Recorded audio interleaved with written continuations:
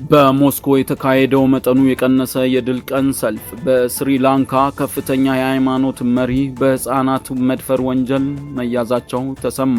በሃንታ ቫይረስ የተመታችው የቱሪስት መርከብ፣ በዌስት ባንክ የእስራኤል ሰፋሪዎች የፈጸሙት ጥቃት፣ የየመን ጦር የደሞዝ ቀውስ እና በመጨረሻ የአሜሪካንና ኢራን ጦርነት የሰላም ጥያቄ ላይ ዝርዝር መረጃዎች አሉን። እስከ መጨረሻው አብራችሁን እንድትቆዩ በአክብሮት እንጠይቃለን።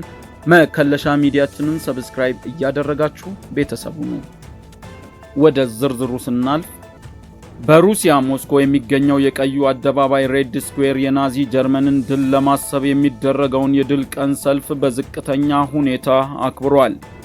ከዩክሬን ሊሰነዘር የሚችል ጥቃትን በመፍራት ሰልፉ መጠኑ እንዲቀንስም ተደርጓል። እንደ ወትሮ ታንኮችና ከባድ የጦር መሳሪያዎች በአደባባዩ ላይ አልተንቀሳቀሱም። ይልቁንም የኒኩለር ሚሳኤሎች፣ ድሮኖችና ዘመናዊ የጦር መሳሪያዎች በታላላቅ ስክሪኖች ላይ ብቻ ነው የታዩት። የፑቲን ንግግር ፕሬዝዳንቱ ፑቲን በዩክሬን ልዩ ወታደራዊ ዘመቻ ድል እንደሚቀዳጁም ቃል ገብተዋል። ልዩ ክስተቱም በኩርስክ ክልል ከሩሲያ ጎን ሆነው የሚዋጉ የሰሜን ኮሪያ ወታደሮች በሰልፉ ላይም ተሳትፈዋል። በስሪላንካ ከፍተኛ የሃይማኖት መሪ በህፃናት መድፈር ወንጀል ተያዙ። በስሪላንካ የኮሎምቦ ዋና ሊቀ ጳጳሳት የሆኑት የ71 ዓመቱ መነኩሴ ፓሌጋማ ሄማርታና በቁጥጥር ስር ውለዋል። ወንጀሉ እንደ አውሮፓውያን አቆጣጠር በ2022 አንዲትን የ11 ዓመት ህፃን በቤተ መቅደስ ውስጥ ደፍረዋል በሚል ተከሰዋል። ተባባሪ የህፃኗ እናትም መነኩሴውን በመርዳት ወንጀል ታስራለች። ተያያዥ ዜናም ባለፈው ወር 22 መነኩሴዎች 110 ኪሎ ግራም ካናቢስ ወይንም እጽ ይዘው ሲጓዙ በአውሮፕላን ማረፊያ ተይዘው እንደነበረም ይታወቃል። በሃንታ ቫይረስ የተመታችው የቱሪስት መርከብ ኤምቪ ሃንዲዩስ የተባለችው የኔዘርላንድ የቱሪስት መርከብ በሃንታ ቫይረስ ወረርሽኝ ምክንያት በስፔን ካናሪ ደሴቶች ልታርፍ ነው።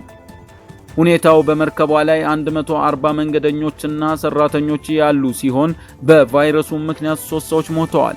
ጥንቃቄውም መንገደኞቹ ከሰዎች ጋር እንዳይገናኙ ተደርገው ኳራንቲን ይገባሉ። ከዚያም ወደ ሀገራቸውም ይላካሉ። ስለ ቫይረሱም የዓለም ጤና ድርጅት ቫይረሱ ከአይጥ ፍሳሽ የሚመጣ እንጂ እንደ ኮቪድ ከሰው ወደ ሰው በቀላሉ አይተላለፍም ብለዋል።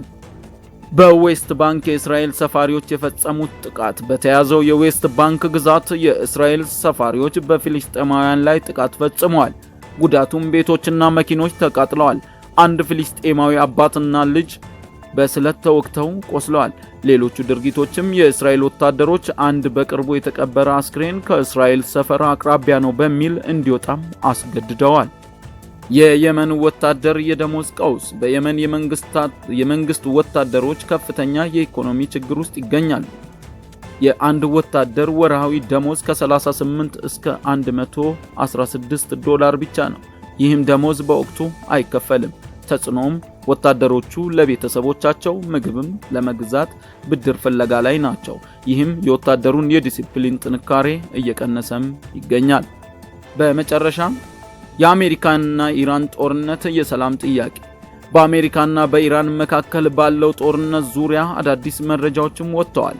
የሰላምን ጥያቄ በተመለከተ የአሜሪካው የውጭ ጉዳይ ሚኒስተር ማርኮ ሩቢዮ ኢራን አሜሪካ ላቀረበችው የሰላም ጥያቄ መልስ እንድትሰጥ እየጠበቁ መሆኑንም ገልጸዋል። ግጭቱም በሆርሙዝ ወሽመጥ ስትሬት ኦፍ ሆርሙዝ በኢራን በአሜሪካ የባህር ኃይል መካከል አልፎ አልፎ ግጭቶች እየተከሰቱ ነው።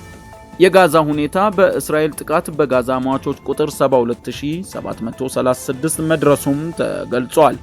ክቡራትና ክቡራን ከመከለሻ ሚዲያ የዜና ክለሳችን ለዕለቱ ያዘጋጀነው ዘገባ እየተከታተላችሁት ነበረ። መልካም ቀን፣ ሰላም ለዓለማችን እያልን መከለሻ ሚዲያን ሰብስክራይብ ማድረጋችሁን እንዳትረሱ።